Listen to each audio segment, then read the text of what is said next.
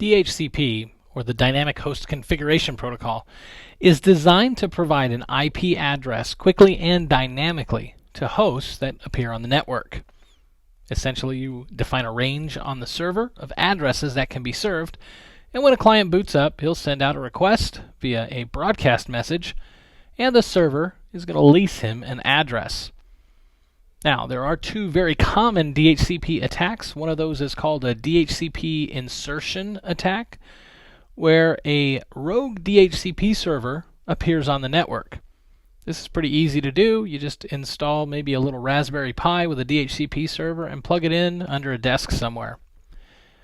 Once a false IP address has been given out to a client, it creates a man-in-the-middle attack, and we can capture packets that are sent from that client, proxy them to the internet. The client won't know that they're connected to a rogue DHCP server, but it's real easy to capture all of their traffic.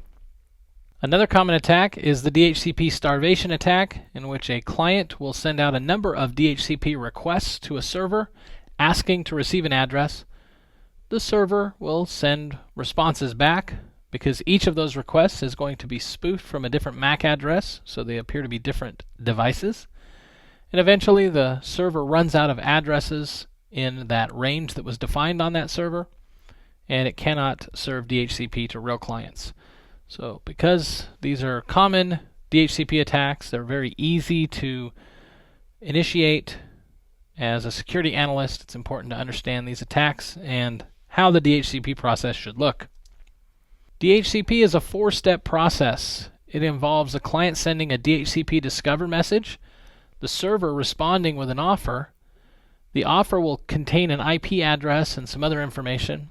That client will then send a DHCP request which says, yes, I want to use that address, and then the server will complete the process by sending a DHCP ACK, and that reserves the IP address for the client, and that reservation is valid until the lease expires. So in our topology here, we have a client who's come onto the network. That client is going to go ahead and send a DHCP discover message, and now this is a broadcast, so the destination is all ones, and anybody that's on the network is going to hear it. That server, once it hears the DHCP discover message, is going to look to see if it has address space in that range that it can serve to. It'll go ahead and send a unicast offer message directly back to the client.